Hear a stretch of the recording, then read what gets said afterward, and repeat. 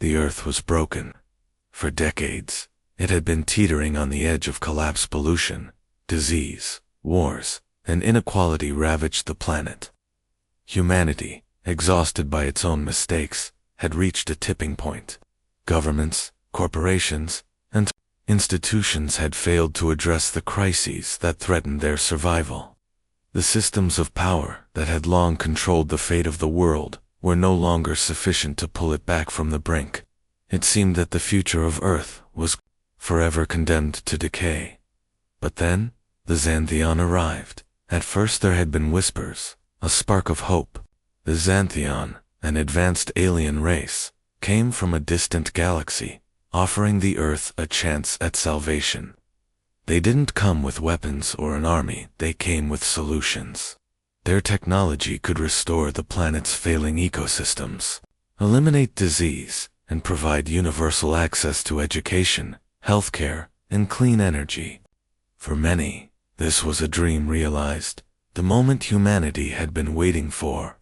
Yet, for others, it was a nightmare. The Xanthans' offer was simple: help Earth rise from the ashes, but at a cost.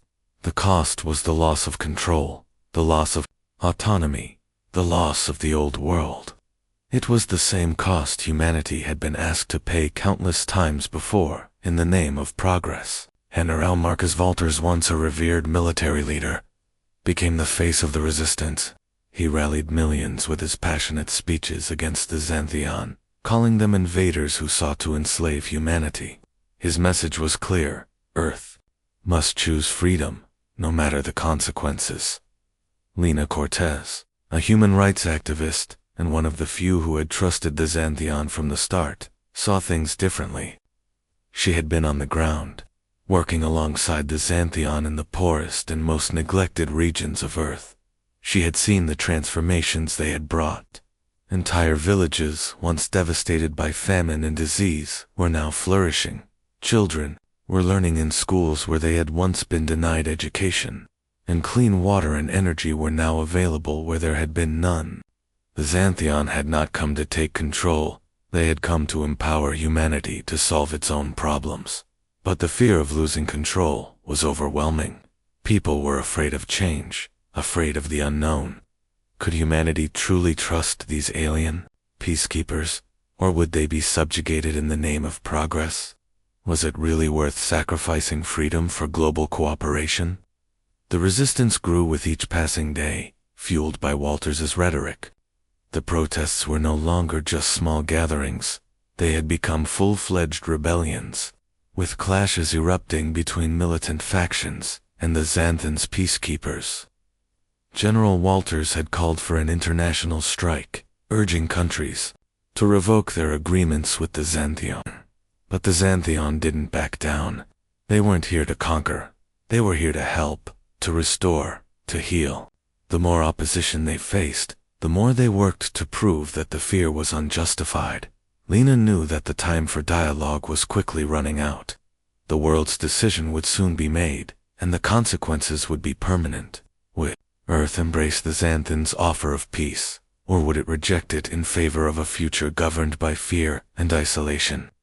Would humanity choose to forge a new world, or would it cling to the chains of the past? Lena sat in the small office in the UN building, flipping through the latest reports from the Xanthans' humanitarian aid programs. The results were undeniable. Diseases eradicated, famine reversed, and entire communities now living sustainably. Yet, the media painted a very different picture. Fear-mongering headlines filled every major news outlet, warning of the hidden agenda, claiming that Earth's sovereignty was at risk. Lena couldn't understand it. The Xanthans' technology had done nothing but bring hope. They weren't trying to take over, they were giving Earth a chance to heal. The world was on the edge of a choice. It wasn't just about rejecting alien intervention, it was about rejecting change. Lena knew the true enemy wasn't the Xantheon or the resistance, it was humanity's fear, fear of the unknown, fear of losing control. But Lena knew that, without change, Earth had no future. Without cooperation, there was no hope. The debate had begun to escalate to dangerous heights. Walters had called for a global uprising, and the voices of resistance were growing louder, even as the Xanthans' help was making a tangible difference. Lena saw the battle for the world's future as a battle of narratives, one side clinging to old ways, the other seeking to build something new. Would Earth remain enslaved by its own fear, or would it rise to build a new, united future? Lena's mind was constantly racing as she prepared for the final summit. She had spent her life fighting for justice, for human rights, and now, she was fighting for something much larger: humanity's survival. As she walked through the crowded streets of New York, Lena saw both sides of the story: people protesting, waving banners that read "No Alien Control," and others with signs that said, "Give peace a chance." She could see the divide growing, with the stakes getting higher. Lena knew the time had come. The Xanthans' peacekeepers were not the enemy. They were here to offer cooperation, not conquest. But the fear of losing human autonomy was real. The question was no longer whether alien technology could save Earth. It was whether humanity could trust itself enough to accept help, to build a future beyond the mistakes of the past. Lena had always believed that change was possible. She had always believed that humanity could overcome its darkest impulses, its greatest fears. But now, standing at the precipice of Earth's future, she wasn't so sure.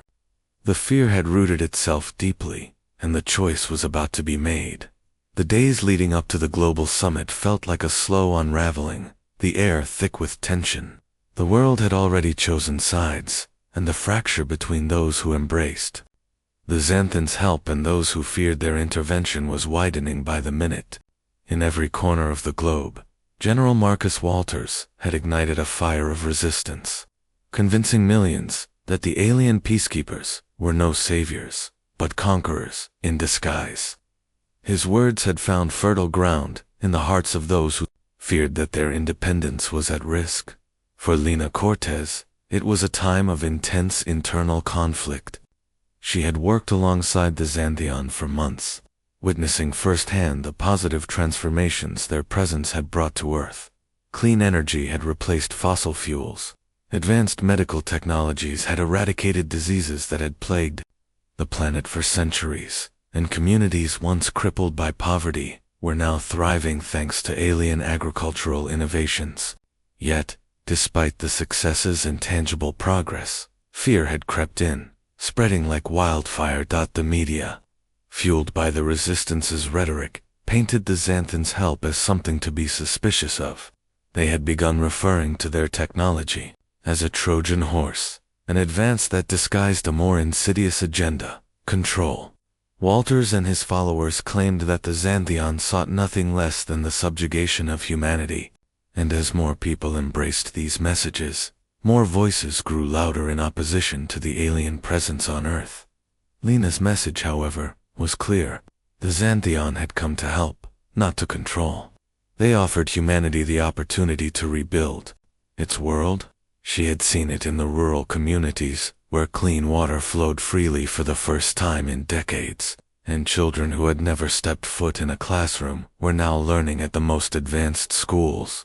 In places where famine had once been a daily reality, the Xanthans' agricultural innovations had allowed the Earth to produce enough food to sustain entire regions.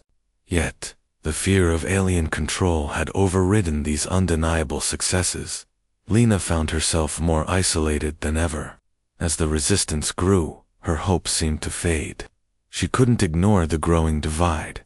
The Xanthans' efforts to heal the planet were being overshadowed by a rising tide of fear, and it wasn't just the militant groups causing disruption. It was the entire world, gripped by the uncertainty of a future shaped by forces outside their control. Even those who had once supported the Xanthans' mission began to waver, uncertain of whether accepting help meant surrendering to an alien power. General Walters had managed to convince world leaders that humanity's sovereignty was at stake. He used fear as a weapon, exploiting the uncertainty people felt about losing control over their world. His words echoed across global media. The Xantheon may be here to help, but they are not here to give. They are here to take. Earth cannot afford to lose its identity, its freedom. The fear was palpable in the streets as well. People had begun to see the Xanthans' efforts as something to resist. Rallies organized by Walter's supporters grew larger, filled with people chanting slogans about independence. They spoke of the dangers of external control, even when that control came with the promise of a better world. In contrast, Lena's voice began to fade into the background, drowned out by the louder voices of the fearful. "We're not here to control you," the Xantheon ambassadors had pleaded. "We're here to help Earth heal, to help humanity rise above its own mistakes." But the world had turned its ear to the Resistance's fear-filled calls. Lena's thoughts often wandered back to the day the Xantheon had first arrived, when hope filled the air. It had seemed so simple then, so clear. But now, as the world teetered on the edge of making a monumental decision, she wasn't so sure anymore. She was no longer just fighting for human rights or for a better future. Now, she was fighting against a deep-rooted fear, against a world unwilling to embrace the very change it so desperately needed. Lena had one final opportunity to make a difference. The global summit was approaching, where the final decision would be made whether to accept the Xanthans' help and move forward into a new world, or to reject it and continue down the path of fear and self-destruction. She knew the resistance was gaining momentum, and it was only a matter of time before the world would vote on whether to accept the Xanthans' offer. Every passing day brought with it the chance that the alien peacekeepers would be forced to leave Earth, their efforts abandoned in the face of humanity's fears. Lena had to act fast. She began to travel again, visiting the regions where the Xanthans' efforts had made the most impact. She stood in front of villages once devastated by famine, now lush with farms producing an abundance of food. She spoke with doctors who had seen entire communities healed by the alien medical advancements that had been deployed. She walked through schools, where children who had once been denied education were now given the chance to become the leaders of the future. Everywhere she went, she heard the same message. Hope had returned to places that had long been forgotten, but each visit was a reminder of the mounting resistance. The rhetoric was growing louder, more violent. Walters had begun to lead military forces against the Xantheon installations, targeting the very technologies that had made these transformations possible. The world was at war not just over land, not just over resources, but over something much more profound, the fear of the unknown. Lena returned to the UN headquarters feeling a growing sense of dread. She had seen the benefits firsthand, but how could she make others see it? How could she break through the barriers of fear? General Walters had convinced so many that Earth had to fight for its freedom, but Lena couldn't help but ask, freedom from what? A future that could heal the planet, a future where humanity and the Xantheon could collaborate for the betterment of all. The resistance wasn't just about alien control, it was about a society unwilling to face the truth. Change is the only way forward. But Lena couldn't make the world see it. The world was afraid of the unknown, and the resistance had capitalized on that fear as the final day of the vote approached. Lena stood at the window of her office, watching the world spin in chaos. The Xantheon had offered humanity the chance to build a better future. But would Earth accept that future? Or would it reject change out of fear? Would it fall back into the old systems that had caused so much suffering? Or would it rise to meet the challenges of a new world? Lena's heart was heavy. The world was on the edge, and the decision was in the hands of humanity. Would they choose change? Or would they hold on to fear? The world was waiting to find out. The final hours before the summit were a blur of constant motion. Lena Cortez felt the weight of Earth's future pressing down on her more than ever. The vote was fast approaching, and humanity was divided in a way she hadn't anticipated. She had spent countless hours speaking with leaders, organizing public awareness campaigns, and trying to convince the world that the Xantheon were not a threat, but a helping hand. Yet, The fear of alien control was too powerful, and the resistance had gathered significant strength. General Walter's message of freedom and independence resonated with millions, and now the world was about to decide whether to embrace the change the Xanthion offered, or to reject it in favor of the status quo. Lena stood in front of the mirror, in her modest room at the UN headquarters, her mind racing. The Xanthon's peacekeepers had already proved their worth. Clean energy, healthcare, and sustainable farming had transformed lives. She had seen it firsthand, as had the Xanthion ambassadors. Yet, despite all the progress, the resistance only grew. General Walters had become a symbol of defiance, a figurehead for those who saw the Xanthion as conquerors, not saviors. He had painted the Xanthon's help as a Trojan horse, promising peace, but hiding a darker agenda beneath the surface. Lena couldn't deny the tension in the air. The summit would be the moment when humanity had to make its choice. Would they choose hope, the future that had been promised by the Xanthon's technology, or fear, choosing to reject the unknown to hold on to familiarity and independence? The decision was that simple, yet that complex. She had one final chance to sway the masses, to break through the fear that had been so carefully sown by the resistance. The resistance grows stronger as the summit approached. Lena could feel the resistance swelling, like a tidal wave. The rhetoric had gotten more extreme. General Walters had turned the global debate into a battle for survival, casting the Xanthon's offer as the ultimate betrayal. His speeches grew more intense, and his supporters echoed his call, demanding that Earth reject any foreign influence. "We are the masters of our own fate," Walters declared, his voice reverberating across social media and news outlets. "We will not let aliens come to our world and dictate our future." The more Walters spoke, the more divisions grew. Earth was split into two factions, those who feared losing autonomy and freedom, and those who saw the Xanthon's help as the key to survival. The media was flooded with arguments, each side desperately trying to convince the world that their vision was the only way forward. Lena had been on the front lines of the argument, speaking on news programs, writing articles, and addressing world leaders, all in an attempt to make them see that the Xanthon's technology wasn't a curse, was a gift. She had spoken to those who had benefited from the Xanthons, intervention farmers who now had the ability to grow crops in arid soils, doctors who had saved lives with the help of alien medical technology, and children who were now attending school thanks to the education systems introduced by the Xanthion. Everywhere she went, she saw the truth of the Xanthon's mission. They weren't trying to take control, they were trying to give Earth the tools to heal itself. But fear had clouded the truth. General Walters' message was simple, but powerful. Humanity had to fight for its freedom, even if it meant rejecting the Xanthon's offer. His supporters were no longer just protesting, they were organizing, in secret, preparing for a final showdown at the summit. Walters had managed to turn Earth's fear of the unknown into a weapon. It was a battle of ideologies, one that Lena wasn't sure humanity could win. The Xanthon's commitment, despite the growing unrest. The Xanthion remained committed to their mission. They didn't see the resistance as an enemy, they saw it as a misunderstanding, a fear that could be overcome.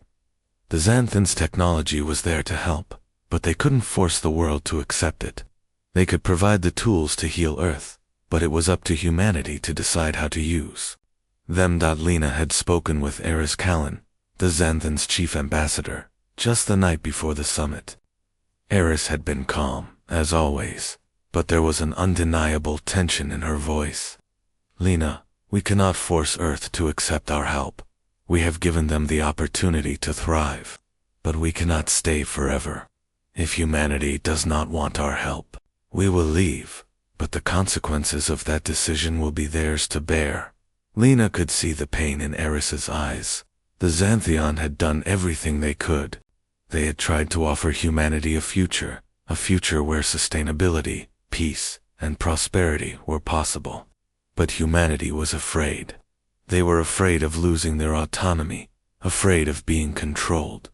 The final speech the day of the summit arrived, and with it, the final chance to make humanity see the truth. The speeches had begun, the debates getting more heated with each passing minute. Lena had the floor for the final speech before the world would make its decision. She stood behind the podium, facing the leaders of Earth, but her eyes kept wandering to the camera, knowing that the world was watching. She took a deep breath and began, her voice firm but filled with the weight of what was to come. Today, humanity stands at a crossroads. We have been given a choice, not just to survive, but to thrive. The Xantheon have come not to conquer, but to help. They offer us the tools to fix the broken systems that have kept us in chains for centuries. They offer us the chance to heal our planet, to end poverty, to give every child the education they deserve, to eradicate disease. But we must choose. We can no longer afford to live in fear. Fear of change, fear of the unknown, has kept us bound for too long. She paused, letting her words sink in. She could feel the eyes of the world on her, the weight of humanity's decision pressing down. The Xanthean are not our enemies. They are not here to enslave us. They are here to give us the freedom to choose a better future. But we must take that step. The question is not whether we should accept help, it is whether we are ready to embrace the future we have been given. Are we ready to heal, or will we continue down the path of destruction? Lena's heart raced as she finished. She had said everything she could, but the world's decision was out of her hands now. The vote would be cast, and the future of Earth would be determined in those final moments. Could humanity rise above its fear and seize the opportunity the Xantheon had given them? Or would they turn away from the chance to transform the planet? The weight of the world seemed to hang in the balance as Lena stood in the UN headquarters, her heart racing in her chest. The summit had been a grueling battle of ideals, each side deeply entrenched in their beliefs. The debate had escalated far beyond the Xanthans' technology. It had become a fight over the future of humanity, over the concept of freedom and autonomy. Would Earth embrace the Xanthans' intervention and build a new world? Or would it choose to remain isolated, clinging to the old ways out of fear of losing control? The resistance, led by General Walters, had gained significant ground in the days leading up to the vote. His speeches echoed across the globe, convincing millions that the Xanthans' presence was not a blessing, but a threat. He warned of alien control, calling for humanity to rise up and reject the help offered by a species that had come to heal the Earth. Walters' vision was clear. Humanity must choose its own future, free from external influence. Yet, the more Walters spoke, the more fear spread, and the more people retreated into their comfort zones. Afraid of what the future could hold, Lena had spent days and nights speaking to world leaders, advocating for cooperation with the Xantheon. But as the vote drew closer, the tide of fear seemed impossible to turn. She had seen the benefits of their intervention: clean energy, replacing fossil fuels, medical technologies, saving lives, and sustainable farming practices that had turned deserted lands into lush fields. Hope had begun to bloom in regions that had once been on the brink of collapse, and yet, the shadow of fear continued to loom large over the world. The final moments before the vote were suffocating. The room was thick with anticipation. The tension was unbearable, and Lena felt it pressing in from all sides. She had spoken on behalf of the Xantheon, trying to make people understand that they weren't invaders, they were partners in a grand vision for the future of Earth. But the world was divided. Walters and his supporters painted the Xanthans' help as a veil for domination. And now, as the final vote approached, it seemed that fear was winning. As the votes began to be counted, Lena's heart sank. She watched the numbers shift on the screen, and with every new tally, she felt the weight of the decision pressing harder and harder against her chest. More nations were voting against the Xantheon, rejecting the help they had offered. Fear of losing sovereignty was winning out, and humanity was choosing to remain stuck in the past. unwilling to take the step toward change. But just as Lena began to lose hope, something unexpected happened. Undecided nations that had benefited from the Xanthans' intervention, began to speak up. Brazil, India, South Africa, and Indonesia, nations that had seen firsthand the positive impact of the Xanthans' technology, took to the floor and began to speak. They weren't just speaking about the technological advancements or the alien intervention. They were speaking about the people who had been empowered by these changes. In Brazil, entire communities had been lifted from poverty thanks to the Xanthans' agricultural innovations. In India, healthcare advancements had saved countless lives, and in South Africa, clean energy was now self-sustaining. One by one, the leaders of these nations stood and spoke of hope. They didn't see the Xanthans' help as an invasion. They saw it as a chance to build a better future for their people. A chance to empower humanity to overcome the systems of greed and inequality that had long held them back. Their voices rang out like a beacon of light, cutting through the fear and uncertainty that had clouded the summit. They spoke of education, of healthcare, of a future without hunger, a future made possible by the very help the world had been so quick to reject. For the first time since the debate began, Lena felt a glimmer of hope. The tide was shifting. The voices of resistance were beginning to lose their strength as the voices of hope and progress grew louder. By the time the final vote was cast, the results were clear. The Xanthans' intervention had been accepted. The majority of the world's nations chose to embrace change, to work with the Xanthian, to build a future where cooperation replaced division, where sustainability replaced destruction, and where hope replaced fear. Lena stood at the podium, her heart swelling with relief. She had fought for this moment, fought against the overwhelming wave of fear that had threatened to consume the world. But the people had spoken. They had chosen a new future, one where humanity could work with the Xanthian to heal the planet, to create a world where justice, equality, and prosperity were no longer just dreams but realities.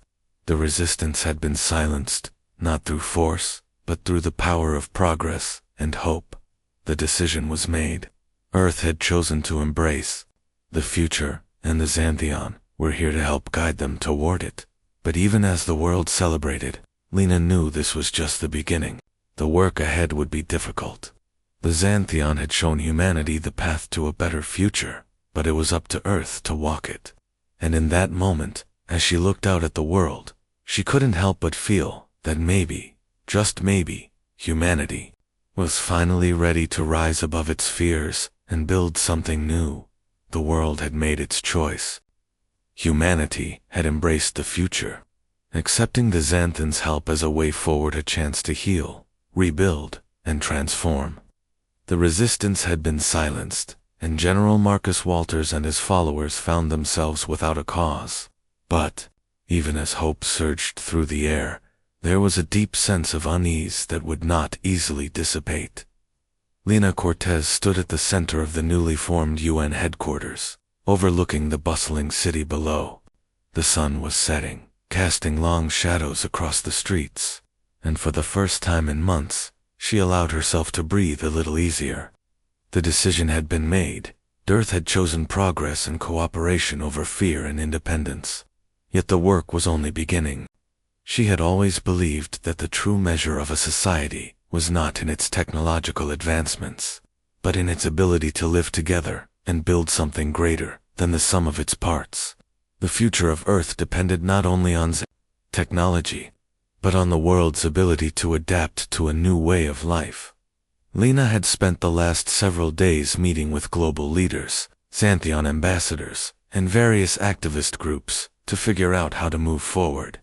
The Xanthian had already begun deploying their clean energy technology on a global scale. In many parts of the world, the shift to sustainable power had already taken root, and the Xanthans' medical technologies were now being used to combat the diseases that had devastated humanity for centuries. Food security had improved, and clean water flowed into places where it had once been a dream. But the work wasn't done. There was still poverty, still suffering, and there would be those who tried to undermine the progress that had been made. General Walters might have lost the vote, but his followers were still out there, pushing their narrative of alien control. Even though the Xanthion had demonstrated their desire to help, there were still those who would call their involvement a form of colonization. Humanity was still united by division, fear of losing control, fear of changing too much, fear of the unknown. Lena sat at the edge of her desk, flipping through the pile of reports in front of her. Global economic systems were being revamped. The Xanthion had offered to help Earth create a new financial infrastructure that was sustainable and equitable. But the old systems of power, the ones that had caused inequality for so long, were deeply entrenched.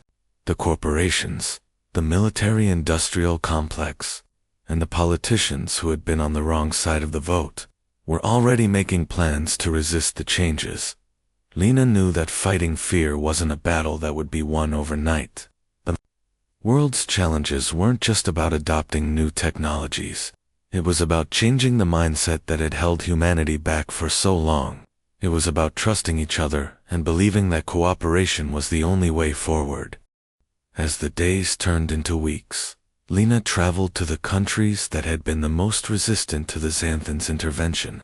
She met with community leaders, activists, and citizens to hear their concerns, to understand why they had been so fearful. It wasn't just about the Xanthans' technology. It was about losing control, the fear that the old systems would no longer have a place in the new world. Lena knew she couldn't just ask people to accept change. She had to show them that change was necessary, that the future humanity dreamed of was only possible through cooperation. It was going to take time. Trust was earned, not given. But with each community she visited, she saw the shift happening. People were beginning to see the possibilities. Meanwhile, the Xanthion remained committed to their mission. Despite the resistance, despite the fear, they did not falter. Their message was simple. They were here to help, and they would continue to offer their knowledge and technology to Earth as long as humanity wanted it. Eris Callan, the chief ambassador for the Xanthion, had become a close ally of Lena's. Eris had seen firsthand the struggles humanity faced and the fear that gripped people's hearts. She knew that the road ahead would be difficult, but she was determined to stay on Earth and support Lena's mission. Lena met with Eris in a quiet room at the UN headquarters after one of her trips.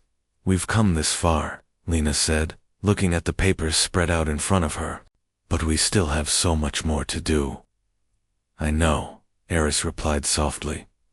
"But remember, Lena, change is never easy. It is not about forcing the world to accept ESIT. It's about showing them that together, we can build something better. We're not here to control. We're here to guide humanity to a brighter future, one that is theirs to create." Lena nodded, feeling the weight of her words. They weren't just fighting for the Xanthans' technology. They were fighting for the future of Earth, for the chance to create a world where equality and prosperity were within reach for everyone, not just the privileged few. In the weeks following the summit, a global coalition began to form. Leaders from nations that had once been at odds came together to form a new kind of partnership, one rooted in sustainability and cooperation. The Xanthion played a key role, but it was humanity that had to take the first steps.